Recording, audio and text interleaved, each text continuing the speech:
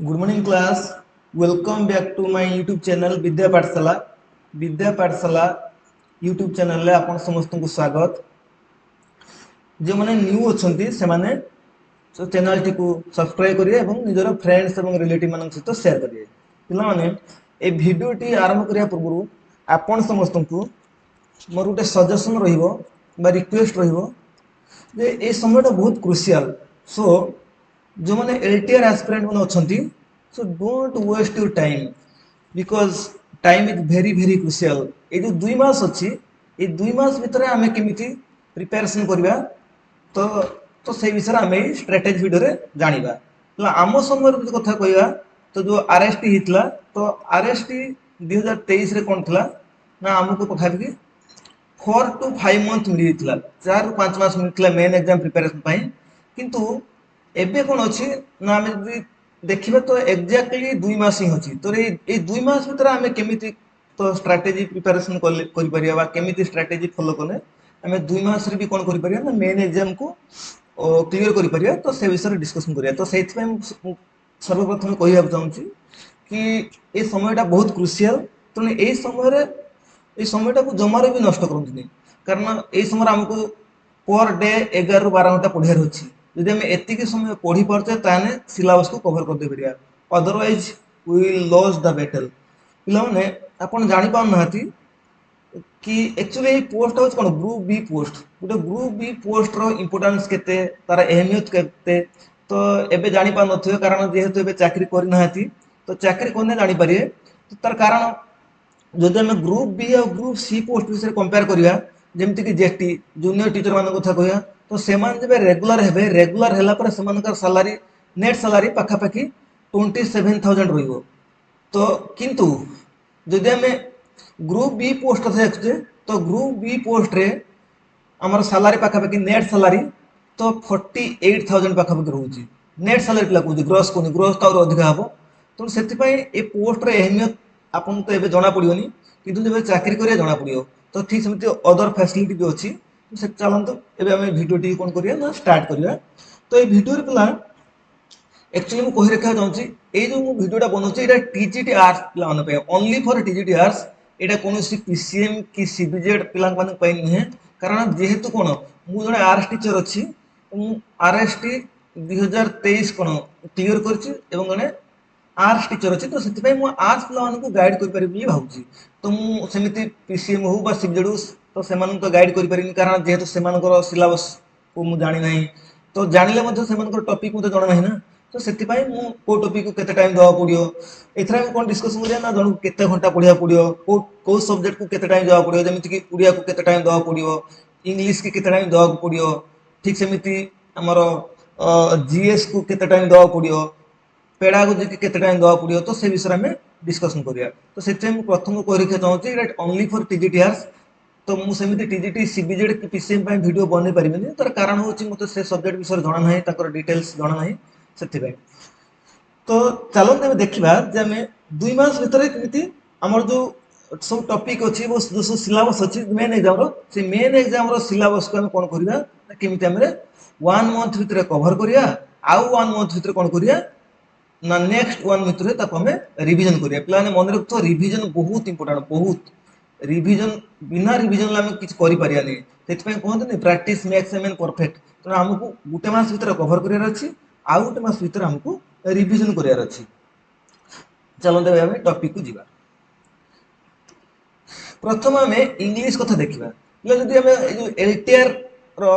Main exam जो English अच्छी से इंग्लिश की जब आम देखा से कौन अच्छी ना प्रथम कौन कर लिखिदी देखो ए कि मुझे डेली बेसीस लर्न करने लिखी जो डेली लर्न लिखी ये बहुत इंपोर्टेंट गला जमीती कि फ्रेजाल वर्ब होगा प्रिपोजिशन होगा स्पेलिंग मिस्टेक है आपको डेली लर्न करा पड़ो तो फ्रेजाल वर्ब को प्रत्येक दिन 30 मिनिट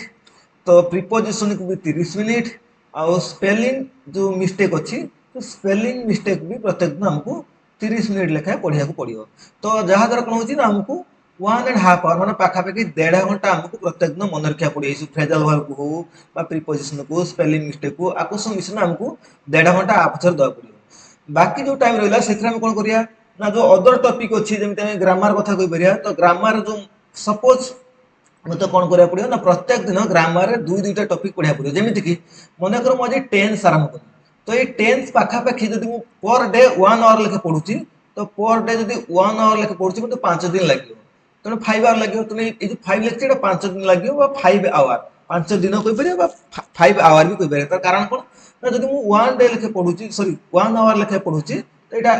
अति बेसी 5 दिन लगे तेना 5 दिन अधिक लगे टेन्सटा टी बड़ टपिक बहुत भास्ट जिन था तो सीटा पाखापाखि मत लगुच 5 डेज लगे तो यही समय आम कौन करा ना आउ गोटे गोटे घंटा कौन करा ना पंचुएसन माने एपटर जो छोट छोट टपिक अच्छे जमी पंचुएसन हो कि कंडीशनल सेंटेंस हो ताकू भी दबा माने गोटे घंटा टेन्स पढ़ले आउ गोटे घंटा कौन पढ़ले ना पंचुएसन पढ़ले तो फिर डे 2 रे कौन करिया ना फिर टेन्स को पढ़िया फिर आउ कौन करिया ना पंचुएसन को अर्थ पढ़िया पंचुएसन को 2 घंटा दबा पंचुएसन को पाखापाखि 2 घंटा देले सेटा हेइ जिवो 2 घंटा माने आज घंटा काली घंटा तो आउ जो 3 दिन रहिला तो कहीं टेन्स को तो 5 दिन पाखापाखि टाइम लगे जार जब टेन्स जब 5 दिन पूर्व कभर हो मनकर 3 डेज कभर है तो सी आउ 2 दिन कौन कर प्राक्ट कर तो यही समय कौन कर कंडीशनल सेंटेंस को दिन कि 2 दिन दे पार टाइम तो कंडीशनल सेंटेंस भी क्वेश्चन आसे जहाँ द्वारा कौन हम एमती 5 दिन भितर आम टेन्स तो कभर हो पंचुएसन भी कभर हो कंडीशनल सेंटेंस भी कभर हो आम 5 दिन भितर कौन कले ना 3टा टॉपिक कभर कर तो ठीक सेमती जो टेन्स सरी जी 5 दिन पर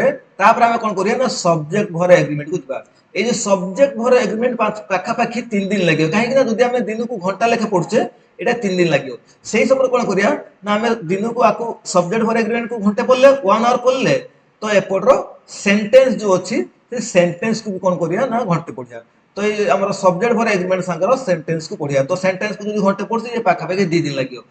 तो सब्जेक्ट भर एग्रीमेंट 3 दिन लगे 3 दिन लगे तो से हिसाब से सेंटेंस भी 2 दिन लगे तो 3 दिन 5 दिन तो प्रथम आम कौन करते ना प्रथम यहाँ को 5 दिन पढ़ते यहाँ को 3 दिन पढ़ले तमें के 8 डेज है तो 8 दिन भर आम कौन कले ना एपट के टॉपिक ना टेन्स ये पंचुएसन कंडीशनल सेंटेंस 3 दिन 3टा आम सब्जेक्ट सॉरी 3टा टॉपिक प्लस सब्जेक्ट भर एग्रीमेंट 4टा ये गोटे 5टा तमें 8 दिन भितर गोटे सप्ताह भितर आम कौन कले ना पाखापाखि 5टा टॉपिक कवर कले तो तापर भावुथ कि सार कहते हैं कौन मैंने गोटे सप्ताह भितर कौन 5टा टॉपिक कवर कवर हो पिला कारण सेमती ही पढ़िया पड़ो अदरवाइज समय बहुत कम अच्छी तो तापर आम कौन करिया ना नाउन को दिबा जेबे सब्जेक्ट भर एग्रीमेंट 3 दिन कवर हो तो तापर कौन करिया ना आम नेक्स्ट डे नाउन को दिबा तो नाउन हार्डली के 3टा क्लास लगे 3 दिन लगे कोई पर आम जो घंटे लेखे पढ़ू तो 1 आवर लेखे जो डेली पढ़ू तो यहाँ पाखापाखि आमको 3 घंटा लगे 3 दिन लगे तो ठीक समय से समय आम क्लोज आउ गोटे टॉपिक नहीं पारे छोट आम कौन करिया ना छोट छोट टॉपिक नहीं पारे एपट सब कौन कर बड़ बड़ टॉपिक नहीं एपट सब छोट छोट टॉपिक नहीं मन कर नाउनटा बड़ टॉपिक अच्छे सहित क्लोज नहीं तो क्लोज तो गोटे दिन कवर हो किंतु आउ गोटे एक्सट्रा ये नहीं तो प्राक्ट कर आउ दिन तो से तो 1 आवर नाउन को दबा 1 आवर क्लोज को दबा नेक्स्ट डे फिर कौन करिया ना 1 आवर नाउन को दबा 1 आवर क्लोज को दबा तो नेक्स्ट डे फिर कौन ना 1 आवर नाउन को दबा आउ 1 आवर क्लोज को दबा 1 आवर क्लोज मतलब तो से समय आम क्लोज रू प्रैक्टिस कर पारू कि सेंटेंस रू हो कि पंचुएसन हो कि कंडीशनल सेंटेंस हो एम प्रैक्टिस कर पारिया तो से 3 दिन देछि 2 दिन देछि तो आउ गोटे दिन एक्स्ट्रा रोचे एपटे तो से प्रैक्टिस कर जहाँ पढ़े ताको रिकॉल कर पारिया रिवीजन कर पारिया तो नेक्स्ट सेमती आम कौन कर ना प्रोनाउन को जीवा तो प्रोनाउन पर कौन करिया ना प्रोनाउन को 3 दिन टाइम दवा ए समय आम एक्टिव वॉइस पैसिव वॉइस कौन कर ना 3 दिन टाइम दवा आ द्वारा कौन हम ना आम तो आपको पढ़ी पारिया भी रिवीजन कर पारिया तो यही समय कौन कर ना प्रोनाउन को 3 दिन दवा तो से 3 दिन मतलब दिन घंटा घंटा पढ़ुचे तो 3 दिन लगे 3 घंटा लगे तो आज कौन ना दिन घंटे प्रोनाउन पढ़िया प्रोनाउन पढ़ सारा आउ घंटे कौन करी ना एक्टिव वॉइस पैसिव वॉइस को देवी ताने तो दिन जो इंग्लिश ग्रामर 2 घंटा दबार अच्छी तो से 2 घंटा को आम कौन करिया ना डिस्ट्रीब्यूट करदे घंटे एपट को दबा कौन टेन्स को दबा आउ घंटे एपट को दबा फिर जो घंटे कौन आमर नेक्स्ट डे घंटे कौन टेन्स को दबा तो आउ घंटे कौन पंचुएसन देमी जो पंचुएसन कवर हो कंडीशनल सेंटेंस को पढ़ी कि टेन्स को हम पढ़ुआ तो एमती करके सब टॉपिक को आमको पर डे 2 घंटे जमी कौन करिया ना प्रोनाउन सरला आडभर को जीवा आडभर मन कर 2 घंटा लगे 2 दिन लगे आज घंटे करी तो नेक्स्ट डे फिर कौन घंटे पढ़ा पड़ो तो ठीक सेमती कंजक्शन को कौन करा पड़ो टाइम देवा पड़ो कंजक्शन तो 2 दिन कवर हो आउ गोटे एक्सट्रा दिन ये लिखी प्राक्ट करा पड़ो कंजक्शन बेस क्वेश्चन को तो आसूँ ठीक सेमती नेक्स्ट टाइम कौन करा ना आर्टिकल पढ़ी आर्टिकल पाखापाखि 3 दिन 3 घंटा लगे तो तापर से समय मुझे कौन करें ना इक्वाली पारालाली कौन कर डायरेक्ट स्पीच इनडायरेक्ट स्पीच आरंभ कर आ द्वारा कौन हम ना इंग्लीश सिलेबस कवर हो तो आ गोटे टपिक लाइट रही है जमी आम कहते मोडाल्स रोचे तो ये मोडाल्स को कौन करा पड़ो ना हमको कवर करा पड़ो तो ये हार्डली 3 दिन लगे 3टा क्लास लगे जो घंटा घंटा पढ़ुचे तो आ द्वारा कौन हो पाखापाखि कौन ना ये जो आम 1 आवर लेखे दौचे तो यहाँ के अच्छे ना टेन्स को 5 दिन लगे तो 5 घंटा ये 3 घंटा 8 घंटा ये 3 घंटा 11 घंटा ये 3 के 14 14 ये 2 16 16 19 19 3 के 21 21 मनकर 22 तो पाखापाखि 22 आवर लगुच तो आपको कवर करने तो ये 22 आवर भितर आम कहीपर 22 आवर कहीपर 22 आवर इंटू 2 कहीं एपटे भी तो घंटा घंटा दवा पड़ो ना आमको दिन में 2 घंटा दवा पड़ो तो ये राइट साइड भी कौन पर डे घंटा घंटा दवा पड़ो तो से आमको 44 आवर बा 45 आवर भितर आम कौन हो कवर हो तो मैक्सिमम के मैक्सिमम 50 आवर तेना आम कहीपर आमको कितु जब आम डे हिसाब करते दिन काउंट सर जब आम डे हिसाब करचे यहाँ 22 दिन ताने 22 रु 25 डेज भितर आमको कौन कवर करार अच्छी पिला मन रखो जेते शीघ्र कवर करते भल कहीं ना तापाई रिविजन करने टाइम रही जहाँफल आम कौन आमको कौन हम ना आमर जब आम बहुत शीघ्र कवर कर दूचे जब 25 दिन भितर कवर कर दूचे ताने आमको कौन करा पड़ो ना रिविजन करने पाखापाखि 1 मंथ आम हाथ थी तो पिला जिते भी आम पाठ पढ़ले किसी लाभ हेनी जब आम रिविजन न कर तो रिविजन बहुत जरूरी तेना से देखुचे तो ऑन एंड एवरेज आमको इंग्लीश केते टाइम देवा पड़ी तो इंग्लीश आमको पाखापाखि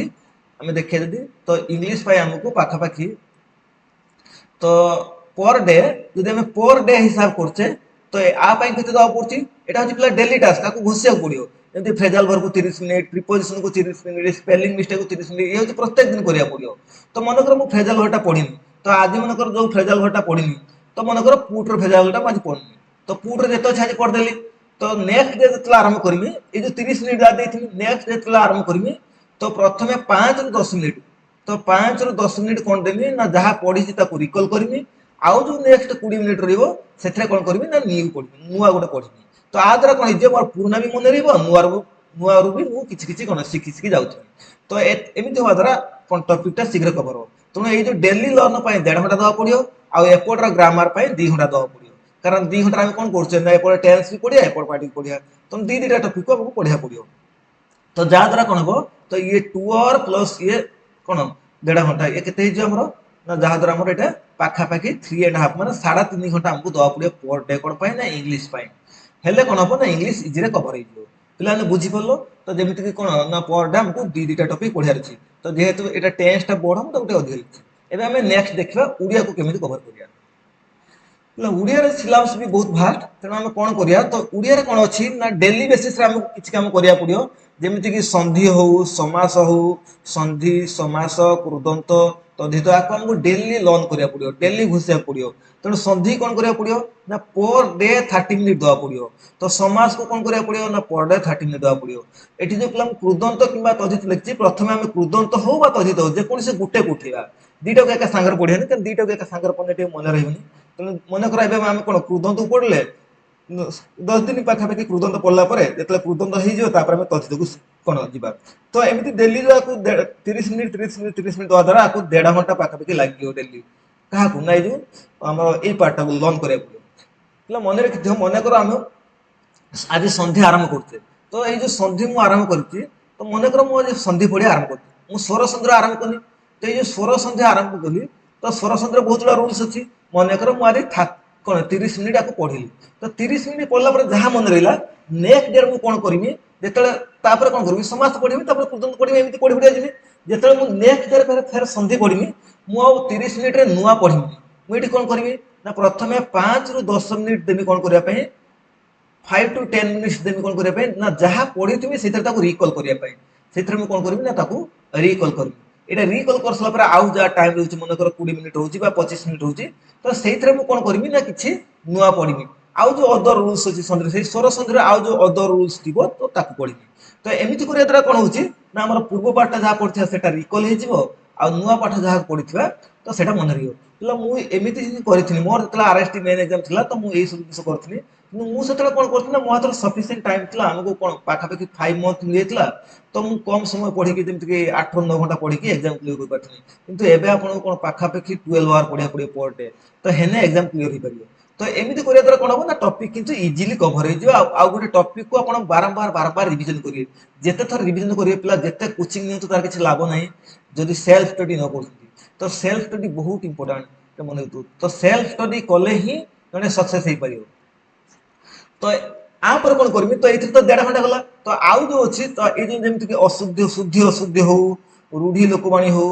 ଲେଖା ଓ ଲେଖକ ହଉ ଏକପଦୀକରଣ ହଉ ଏଥିରୁ ବି ବହୁତ କ୍ୱେଶ୍ଚନ ଆସେ। ଯୋଉ ଆରଏସଟି ଯୋଉ ଏକ୍ଜାମ ହେଇଥିଲା ମେନ୍ ଏକ୍ଜାମ ତାର ପ୍ରିଭିୟସ ର କ୍ୱେଶ୍ଚନ ଦେଖିବ ଜାଣିପାରିବ। ଏଇ ଶୁଦ୍ଧି ଅଶୁଦ୍ଧିରେ କଣ ହୁଏ ନା ଏଇଥିରୁ ପାଖାପାଖି ଆକୁ କଣ ପାଖାପାଖି 30 ମିନିଟ୍ ଦବାକୁ ପଡିବ। ରୂଢି ଓ ଲୋକବାଣୀକୁ 30 ମିନିଟ୍ ଦବାକୁ ପଡିବ। ଲେଖା ଲେଖକୁ 15 ମିନିଟ୍ ଦବାକୁ ପଡିବ। କାହିଁକି ନା ଯେହେତୁ ଲେଖା ଲେଖକ ମାତ୍ର 6 ଜଣଙ୍କର ଅଛି ତ ସେଥିପାଇଁ ଆକୁ କମ ଟାଇମ ହବ। ଠିକ ସେମିତି ଏକପଦୀକରଣକୁ ବି କଣ ଆମେ ଯଦି 15 ମିନିଟ୍ ଦଉଛେ ସେଟା ହେଇପାରିବ। ପିଲା ଏଇ ଯୋଉ ଶୁଦ୍ଧି ଅଶୁଦ୍ଧି କଥା ଯଦି ଆମେ କହିବା ତ ଶୁଦ୍ଧି ଅଶୁଦ୍ଧିରେ କଣ କରିବାକୁ ପଡିବ ନା ଆମେ ଶୁଦ୍ଧି ଅଶୁଦ୍ଧିକୁ ମନେକର କଣ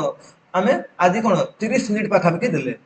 କାହାକୁ ଶୁଦ୍ଧି ଅଶୁଦ୍ଧିକୁ। ଏଇ ଯୋଉ ଶୁଦ୍ଧି ଅଶୁଦ୍ଧିକୁ 30 ମିନିଟ୍ ଦେଲେ ତ ଏଥିରେ କଣ କରିବାକୁ ପଡିବ ନା ଆମକୁ କଣ 30 ମିନିଟରେ ପାଖାପାଖି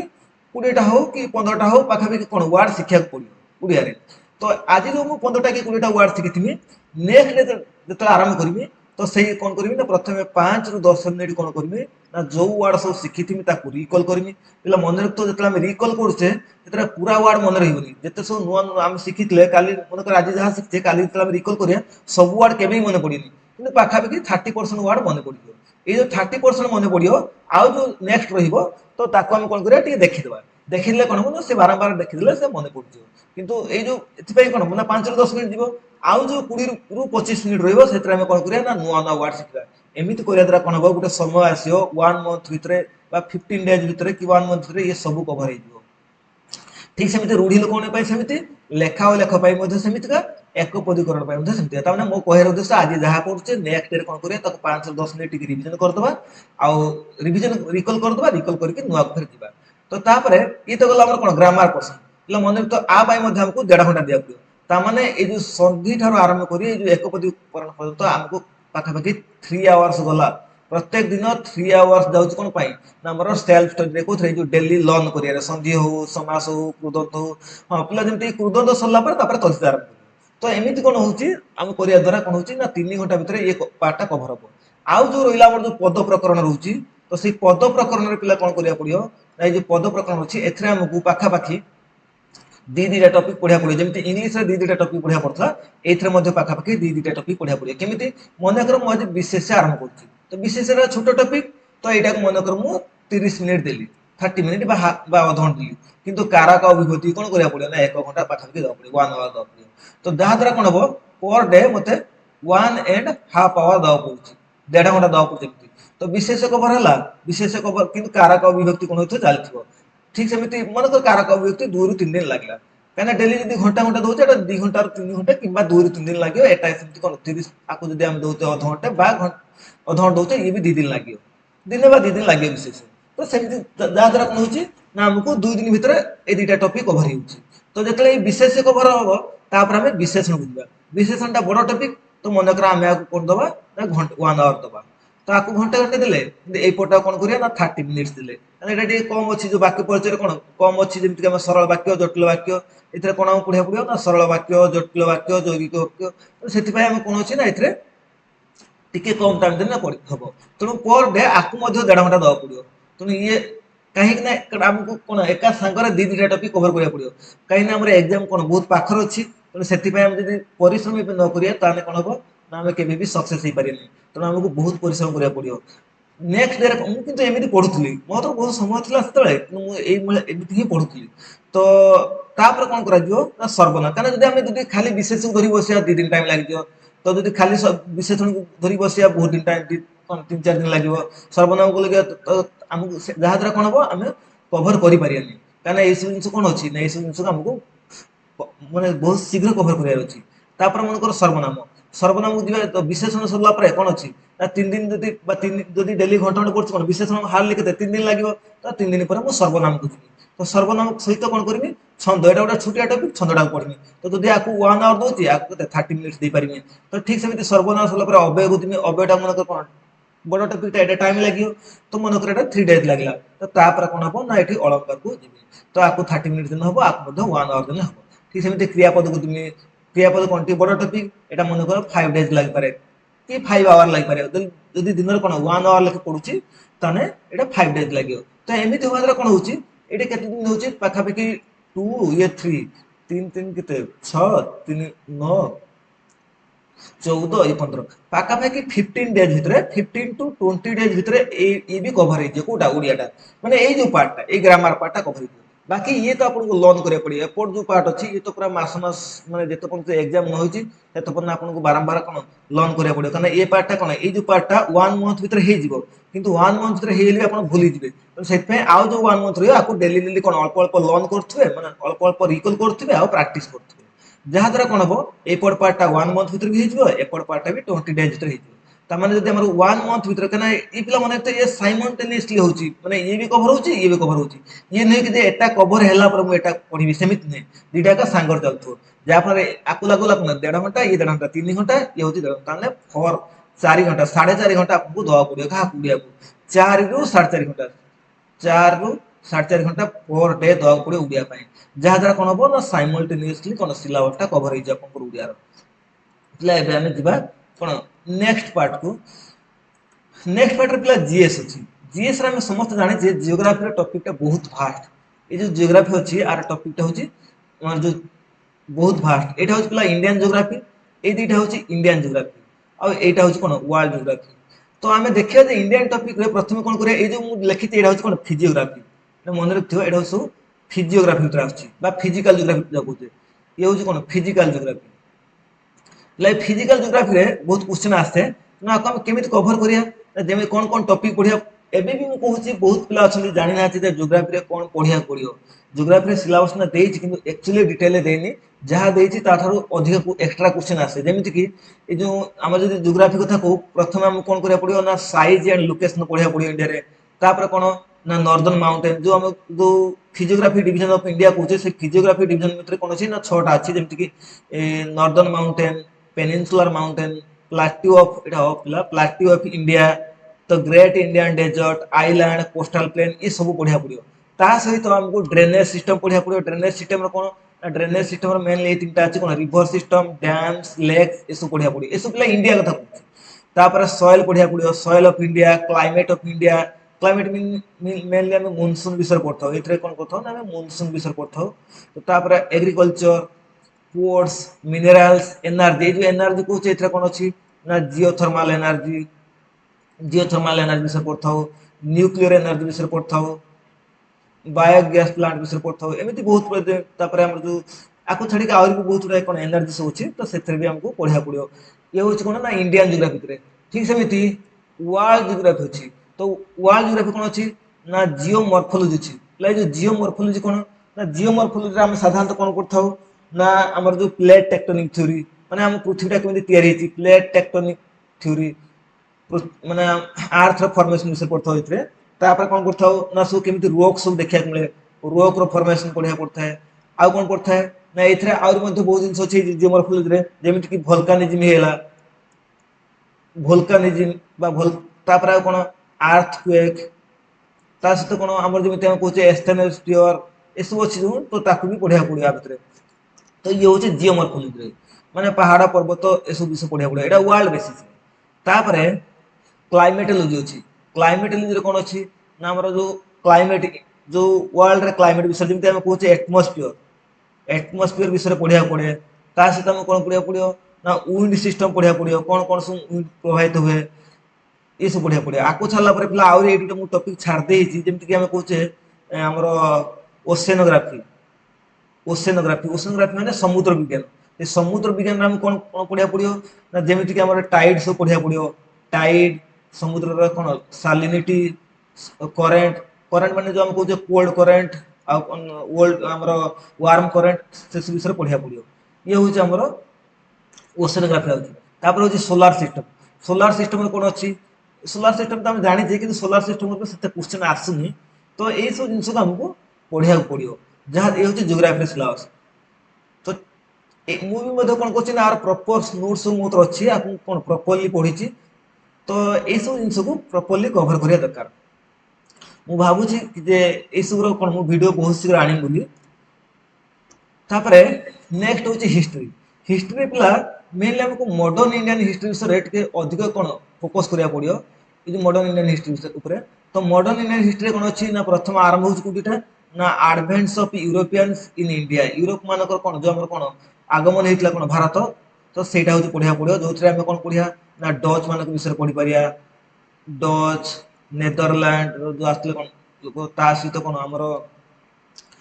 ब्रिटिशर्स मानक विषय फ्रेंच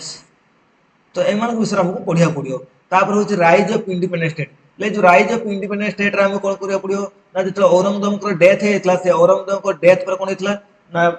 पूरा भारत वर्ष कौन अन्य गुड़े इंडिपेंडेंट स्टेट सब होता जमीन कि कौन कौन बेंगल बेंगल होता औध होता तापर कौन होता ना मराठा मराठा पर कौन होता ना आमर जमी कहे महीशूर तो ये सब स्टेट होता इंडिपेंडेंट स्टेट एमती 7-8टा होती सिक्स स्टेट पंजाब तो एम विषय पढ़िया पड़ो। ये जो मॉडर्न इंडिया वीडियो पूरा मो कौन चैनल अच्छी देखा चाहिए जाकि देखिपर प्ले लिस्ट अच्छी आर वीडियो सब मो चैनल अच्छी तो ये कौन अच्छी ना या सब डिटेल पढ़िया पड़ो। तो एवं से कौन होता ना से जो सब वार होती कहीपर कौन बटल ऑफ प्लेसी माने पलास युद्ध होता ठीक है वो बक्सार बटल ऑफ बक्सार ये सब पढ़िया पड़ो। तापर जमी आंग्लो फ्रेंच वार तापर आमर होता कौन ना आमर कर्णाटिक वार तो एमती बहुत गुड़ा सब वार होती आंग्लो मैसूर वार सब आ भितर पढ़िया पड़ो। तो जो ये कभर होती कौन करिया पड़ो ना आमको पाखापाखि तापर ये जो रिभोल्ट ऑफ 1857 एटा कभर करिया पड़ो। रिभोल्ट ऑफ 1857 पर आम कौन करिया पड़ो ना सोशियो रिलीजियस मूवमेंट जमी जो सब आम राजा राममोहन राय हूँ बा जो आम कहे कौन आर्य समाज ब्राह्मण समाज ये स्वामी विवेकानंद एमती से विषय जो सब आम सोशियो रिलीजियस थिंकर थे तो से विषय पढ़िया पड़ो। तापर पिजेंट और ट्राइबल रिभोल्ट विषय पढ़िया पड़ो। पिजेंट और ट्राइबल रिभोल्ट कौन कह सन्यासी रिभोल्ट ये सब विषय पढ़िया पड़ो। तापर political parties form before Congress जो कांग्रेस फॉर्मेशन पूर्व कौन कौन सब पॉलिटिकल पार्टी था जमीक आम कहीपर लैंड होल्डर सोसाइटी ये सब गोटे कौन था पॉलिटिकल पार्टी था। तो एम कौन सब कंट्रीब्यूशन थी कौटी आमर इंडियन नेशनल फ्रीडम को तो से विषय पढ़िया पड़ो। तापर इंपैक्ट ऑफ ब्रिटिश रूल कौन कौन इंपैक्ट होता जमीक एजुकेशन उपर कौन इंपैक्ट था आमर कौन इकोनॉमी उपर कौन इंपैक्ट था तो से विषय भी पढ़िया पड़ो। तापर इंडिया फ्रीडम स्ट्रगल तो इंडिया जो फ्रीडम स्ट्रगल ताकू भी आमको पढ़िया पड़ो कभर करिया पड़ो। तो ये तो बहुत भास्ट टॉपिकटा। तापर इंडियन नेशनल मूवमेंट सब देखा तो तापर गांधीयन एरा तापर आम कौन देखिए ना गांधीयन एरा पर आम कौन देखिए ना लास्ट रे और जमी कौन कहते गवर्नर एंड भाइस अच्छी तो से विषय भी आमको कभर करिया पड़ो। तो ये हूँ कौन हिस्ट्री आम कौन मॉडर्न इंडियन हिस्ट्री जब आम मेडिएवल और एंशिएंट लिखुँ मेडिएवल और एंशिएंट ये लिखने कारण ये एक्चुअली कौन ना ये बहुत कम टॉपिक था जमीक आम कौन मुगल्स विषय पढ़ता मुगल्स मान विषय दिल्ली सल्तनट विषय तो ये हूँ मेडिएवल पढ़ता तो तापर से आर्ट एंड आर्किटेक्चर थाए आर्ट एंड आर्किटेक्चर किसी एक्सट्रा पढ़ा पड़े तो से कौन होता से जो सब कौन जमी कुतुब मीनार हो कि आमर जमीक ताजमहल हो तो ये सब जिन विषय आमको पढ़ा पड़ो आर्ट एंड कल्चर। तो अलरेडी आम जो मुगल्स मान विषय पढ़िया दिल्ली सुल्तान विषय पढ़ता तो ये तो अलरेडी ता भीतर कभर ही होता है।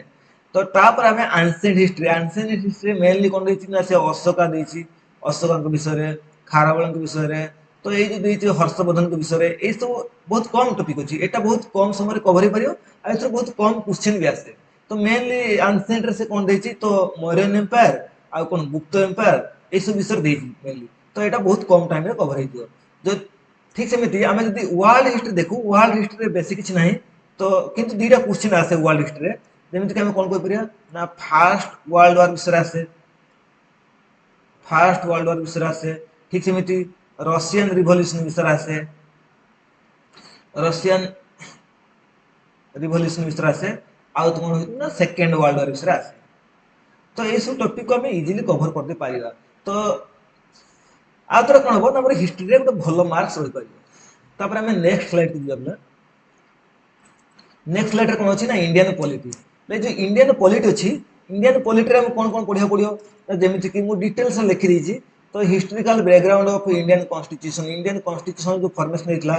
तो सेटा देखिबा तो एथरा हम कौन कवर करिया पड़े ना मेनली जो सब कंपनी रूल नथला जेमिति कि हम कहउचे हमरो एथरा हमकू रेगुलेटिंग एक्ट जो अछि जेमिति कि हम कहि परिया कोन ना रेगुलेटिंग एक्ट विषय पढ़िया पड़ियो आ कोन ना सब कंपनी रूल जो थिला से कंपनी रूल विषय पढ़िया पड़ियो तापर कंपनी रूल केमिति क्राउन रूल आसला ताकू पढ़िया पड़ियो ए सब आर भीतर कवर हो कोथरे जे हिस्टोरिकल बैकग्राउंड रे तापर हम देखिए जे फॉरेन सोर्सेस ऑफ कोन ना हमरो इंडियन कॉन्स्टिट्यूशन एथरे हम कोन करिया ना हम कॉन्स्टिट्यूशन रु हम बहुत जिंस कोन अदर कंट्री सब बोरो करते से सब विषय पढ़िया तो को कंट्री रु कोन बोरो करते तापर प्रीएम्बल ऑफ कॉन्स्टिट्यूशन शेड्यूल्स पढ़िया पड़ियो पार्ट्स ऑफ कॉन्स्टिट्यूशन पढ़िया पड़ियो तापर formation of states on the basis of language basis रे केमि सब स्टेट फॉर्मेशन हेतला ताकू पढ़िया पड़ियो जेमिति कि हमरा आंध्र प्रदेश कोन फर्स्ट स्टेट हेतला कोन लैंग्वेज बेसिस रे तो ताकू भी हमको कवर करे पड़ियो तापर citizenship fundamental rights DPSP union executive प्ले यूनियन एग्जीक्यूटिव भीतर हम बहुत जिंस पढ़िया पड़ियो जेमिति कि प्रेसिडेंट वाइस प्रेसिडेंट आ कोन अटॉर्नी जनरल ए सब जिंस पढ़िया भीतर जोटा हम कहते यूनियन एग्जीक्यूटिव तापर हमको पार्लियामेंट कवर करिया पड़ियो जुडिशियरी कवर करिया पड़ियो जुडिशियरी कोन हम पढ़छे ए पार्लियामेंट त हम जानछे लोकसभा राज्यसभा राष्ट्र प्रेसिडेंट आ पढ़िया पड़ियो जुडिशियरी कोन ना सुप्रीम कोर्ट विषय पढ़िया पड़ियो सुप्रीम कोर्ट स्टेट एग्जीक्यूटिव कोन पढ़िया पड़ियो ना स्टेट एग्जीक्यूटिव जेमिति से हम कोन ना हमको जो सीएम होतु गवर्नर होतु तो से सब विषय पढ़िया पड़ियो तो स्टेट जुडिशियरी कोन पढ़िया पड़ियो स्टेट जुडिशियरी ना हाई कोर्ट डिस्ट्रिक्ट कोर्ट ए सब जिंस पढ़िया पड़ियो तापर यूनियन टेरिटरी सब पढ़िया पड़ियो पंचायत राज म्युनिसिपलिटी तापर relation between union and state एथ्री भी क्वेश्चन आसे तापर services under union and state तापर इलेक्शन विषय पढ़िया पड़ियो बा इलेक्शन कमिशन विषय पढ़िया पड़ियो तापर इंडिया जो रिलेशन अछि कोन तार नागरिक कंट्री माने को सहित तो ताकू भी पढ़िया पड़ियो आ यूएन विषय पढ़िया पड़ियो एती कवर करिया पड़ियो इंडियन पॉलिटी रे इंडियन पॉलिटी भी बहुत क्वेश्चन आसे आ पर हमें नेक्स्ट स्लाइड को दिबा नेक्स्ट स्लाइड रे इकोनॉमिक्स अछि इकोनॉमिक्स पिला मु सिलेबस इतना लेकिन यार कोन आ जो सिलेबस आज कोन बहुत लिमिटेड सिलेबस अछि तो जो लिमिटेड सिलेबस अछि ताको हम इजीली कवर कर दे परिया जेमिति कि एथरा सु इंडेक्स देछि इंडेक्स विषय देछि जेमिति कि पीक्यूएलआई देछि तापर कोन देछि एसडीआई जो ह्यूमन डेवलपमेंट इंडेक्स देछि तापर आ कोन देछि ना मनी विषय देछि मनीटा को कवर करे पड़ियो तापर कोन ना बैंकिंग सिस्टम देछि एति आ सहित हमको कोन अछि ना जो हमरो गरीब जो हम कहछे पोवर्टी अनएम्प्लॉयमेंट लाई जो पोवर्टी अनएम्प्लॉयमेंट सब जगह मिल जियो अपन भी जानि थिबे इन्फ्लेशन ए सब जिंस पढ़िया पड़ियो ले एटा टॉपिक कम है इकोनॉमिक्स एक्चुअली टॉपिक कम है किंतु क्वेश्चन बहुत आसे ता माने हमें जे जीके कहया जीके को हमें पर डे 3 रु 3.5 घंटा दवा पड़ियो पर डे 3 रु 3.5 घंटा जीके को दवा पड़ियो पर टॉपिक माने प्रत्येक सब्जेक्ट को पाखा पाखी 45 मिनिट्स दवा पड़ियो मन कर मु इकोनॉमिक्स पढ़नी 45 मिनिट दवा पड़ियो कि मु पॉलिटी पढ़नी ताको 45 मिनिट दवा पड़ियो बा जदी 1 आवर दोछ भी चलियो जदी 1 आवर दोछ 4 घंटा हिजो तो एइटी पाखा पाखी हमर कोन 11 घंटा हि जाउची कोन आउ बाकी रहला पेडागोजी पई कोन करे पड़ियो ना पर डे 1 आवर दवा पड़ियो आ हम समस्त जानि तो पेडागोजी रे ना कारण पेडागोजी जो जने सार छनि कोन शिक्षा क्षेत्र चैनल ले कोन से पढाती तो सेमिति कि हमको सेही चैनल पढिले भी पेडागोजी सब कवर हि जिवो तो सेति पई 1 आवर हम कोन करे पड़ियो ना पेडागोजी को दवा पड़ियो तो सेति पई तो एमिति जदि हम देखु जे टोटल को मिसौ जे तो उड़िया को केते उड़िया को पाखा पाखी 4.5 4.5 घंटा तो इंग्लिश की पाखा पाखी केते ना हमर 3.5 आवर तो तापर हमर जीएस को केते जीएस को पाखा पाखी हमर 3 टू हाफ 3.5 घंटा बा 3 घंटा देले भी हबो जदि हम 45 मिनिट दोचे तापर हमको पेडागोजी केते दवा पड़ियो ना पेडागोजी को 1 आवर तो एमिति विषय रा कोन होची ना ये हला कना 8 घंटा 8 3 11 12 त माने पर डे 12 आवर दवा पड़ियो त माने जदि हम 11 लु 12 आवर दोचे पर डे 11 12 घंटा पर डे पड़से तान कोन हो ना हमको जो जिंसडा कवर हि पारियो पिला एमिति करिया द्वारा कोन होची एटा 1 मंथ भीतर कोन हमर कवर हि जिवो तो नेक्स्ट मंथ हम कोन कर परिया रिवीजन कर परिया सो इथला पिला आज स्ट्रेटेजी वीडियो तो जदि ए जो टैक्टिक्स को बा ए जो प्लानिंग वीडियो कोन आपण फॉलो करथिनी तो विद इन 1 मंथ भीतर आपण कवर हि जिवो मु तो कहूची कवर हि जिवो कारण मु एमिति ही कवर करथि प्रथमे 1 टू 2 मंथ भीतर कवर कर देथि मास रे 1.5 मास भीतर आ नेक्स्ट टाइम मु रिवीजन करथि जेहेतु आपन टाइम बहुत कम अच्छे आम समय के 5 मास पाखा भी टाइम मिलता 5 मंथ तो आपण समय जेहेतु कम टाइम अच्छी तेना ये भिडटा मुझे बहुत हेल्पफुल हम तेणु जदि भिडियोटी आपको हेल्पफुल होतो तो निजर फ्रेंड्स और रिलेटिव मान सहित शेयर कर। So thank you.